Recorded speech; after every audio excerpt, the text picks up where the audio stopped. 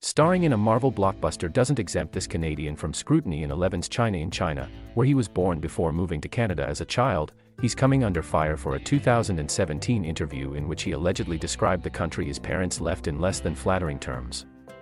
The video, originally published by the Canadian public broadcaster CBC, is no longer available on its website. Liu is the latest celebrity of Chinese ancestry to be called out over comments perceived to be critical of the mainland. And the list is growing, reflecting increasing pressure on what the Chinese government calls overseas Chinese. In a 2017 speech, Xi pledged to unite overseas Chinese with their relatives in China so that they can join our endeavors to revitalize the Chinese nation. And last October, he stressed uniting the vast number of overseas Chinese to realize the Chinese dream, reported state-run news outlet Xinhua. This, combined with surging nationalism and patriotic rhetoric in recent years, has placed heavy scrutiny on high-profile figures of Chinese descent, who are often branded by some in China as disloyal or treacherous if they criticize the country or its government. Nicholas Tse, a Hong Kong actor who also holds a Canadian passport, said in an interview aired on state-run broadcaster CCTV last week that he was applying to renounce his Canadian citizenship. Tse said he has a responsibility to spread Chinese culture and spirit to the world, reported state-run nationalist tabloid The Global Times. Arthur Chen Feiyu, a Chinese-American actor born in the U.S., also renounced his American citizenship in July.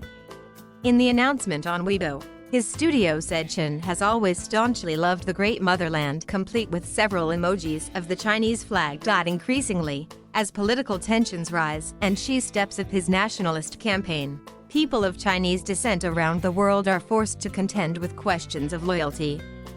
This has been especially acute during the pandemic, during which racism and hate crimes against Asians have risen.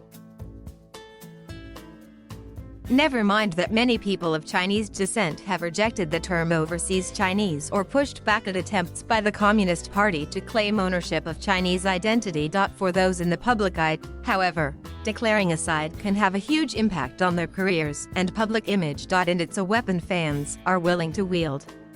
After Liu's comments resurfaced this week, one Weibo user commented, "Now they need Communist China to promote their movie and contribute to their box office.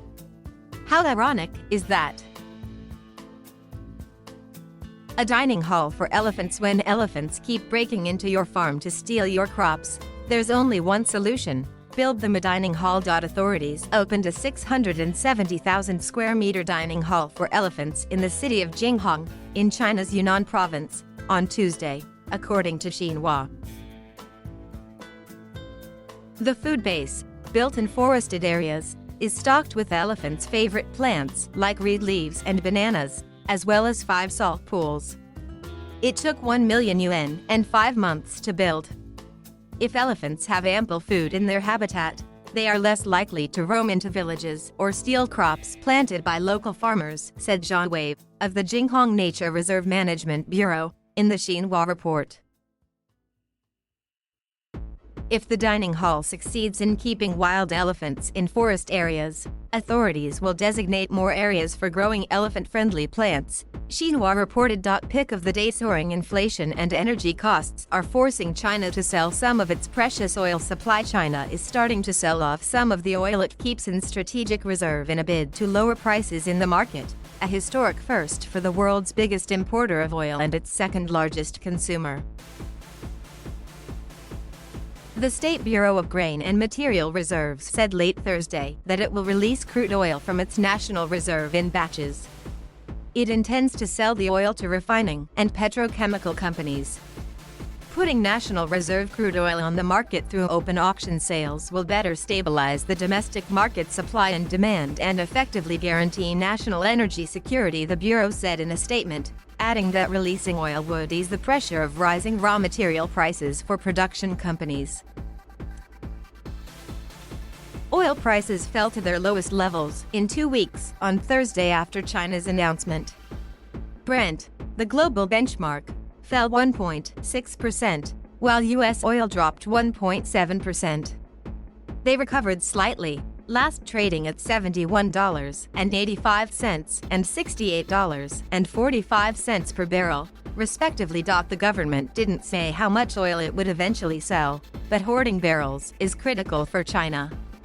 The country is heavily reliant on foreign oil to power its economy and has been working for years to bolster its emergency stockpile of oil reserves. But China's economy is also contending with several headaches right now. Inflation is soaring, and the country's producer price index hit a 13-year high last month, driven by rising commodity prices. Energy costs are also spiking, and demand is so high that some provinces have even experienced power shortages. China's economy has already been rattled by other issues, too, including an outbreak of the Delta coronavirus variant and the shipping crisis. An official survey of manufacturing activity last month indicated the lowest rate of growth since the start of the pandemic, while a private survey showed the first contraction since April 2020. Services industries also suffered, with the official non-manufacturing survey registering the first contraction since February 2020.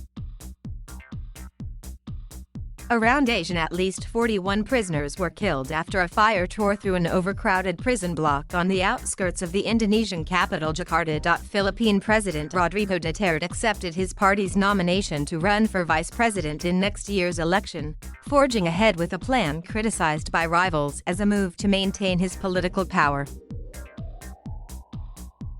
A 4-year-old pooch named Becca was made South Korea's first honorary rescue dog after he saved the life of a 90-year-old woman with dementia who went missing. North Korea has been barred from competing at the 2022 Winter Olympics in Beijing as punishment for dropping out of the Tokyo Summer Games. Thank you for watching.